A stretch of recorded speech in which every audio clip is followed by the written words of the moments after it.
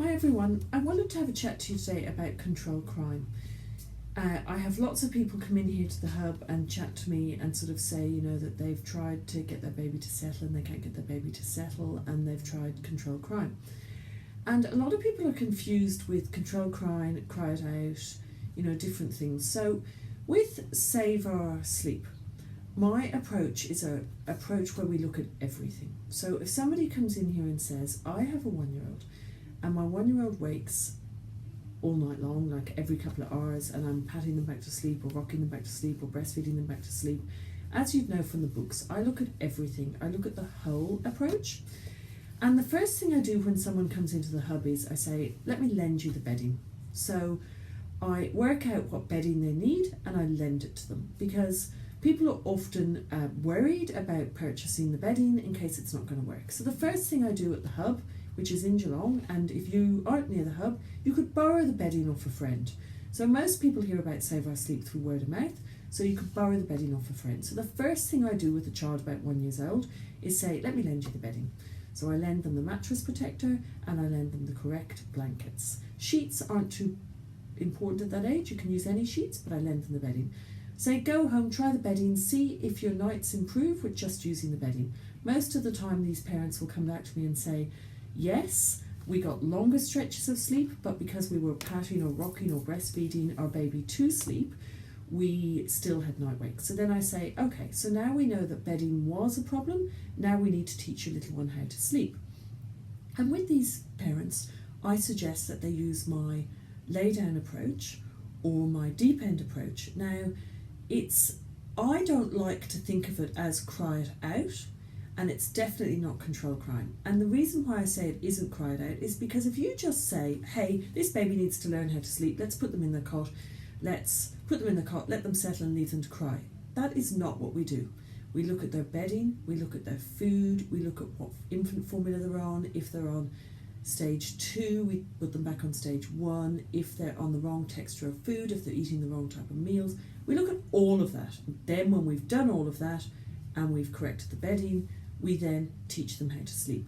We do that by explaining to the parents what the difference is between crime and protesting. So cry it out and control crime to me would both be crime. Crime is where a baby is emotional. Now I talk in the book about emotional crime, but this is talking about very young babies who are hungry, and you shouldn't leave a very young baby emotional crying because they're hungry. With a toddler, it's okay if they emotional cry, but we need to work out why they're emotionally crying, and I wouldn't leave them emotionally crying when they were settling to sleep. Because with a 1-year-old, we know they're not hungry because they eat food and they're getting breast milk or infant formula. Anyway, but why would they emotionally cry? Well, they would emotionally cry if you did control crying or if you did cry it out. They're not going to emotionally cry if you do the lay down approach or the deep end approach. So what's the difference between controlled crime and the deep end approach or the lay down approach? Both of these are available in my toddler book. They're also covered in the Save Our Sleep original baby book. So what's the difference? Well, let me quickly tell you the difference between controlled crime and the protest cry. With control crime, you put your little one into their cot and you say to them, it's time for sleep. And then you walk out of the room. At that point they go, I don't want to go asleep, I don't want to go asleep, come and pick me up, don't leave me here, I'm not going to go asleep. And they're protesting. If you leave them at that point, a 1-year-old will protest for about 46 minutes and then they will go to sleep. This is explained in more detail in my books. If you do controlled crime, you are going to go back in after either a minute or 2 minutes or 3 minutes. At that point, the baby cry turns emotional. It turns from I don't want to go to sleep to I want my mummy or I want my daddy. So you walk in and they go, oh, here's mummy, pick me up.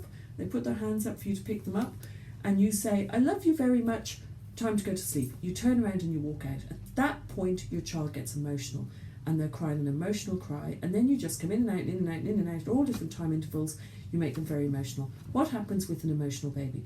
Well, if your baby of about 1 year old is emotional, they will cry so much, they will start sobbing and going and eventually they will get so hot that their body's reaction is maybe they've eaten something that's bad for them and their body makes them vomit. And this is caused by them getting so hot from emotional crying. You don't want to go down that road. With the deep end approach, it's where you put them in their cot, tell them it's time to go to sleep, let them protest. You should try and let them protest for at least the 46 minutes until they go asleep.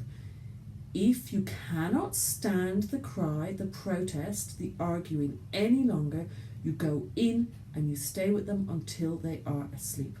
The two main differences with control crying, and including cry it out, and my method is that when the baby goes to sleep, they go to sleep from silent with my methods.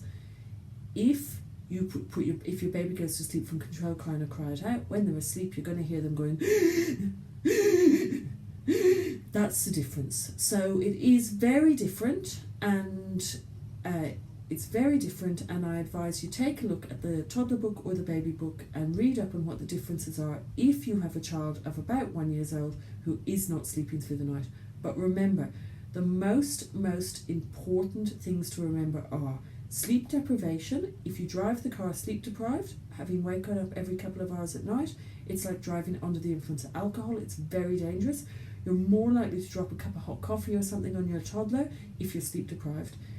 And secondly, remember the bedding is just as important, if not more important, to get your baby sleeping through the night as teaching them to settle themselves. So please read the bedding guide, which I'm going to link to above. Remember, tummy sleeping isn't safe, and the bedding guide will help you avoid this.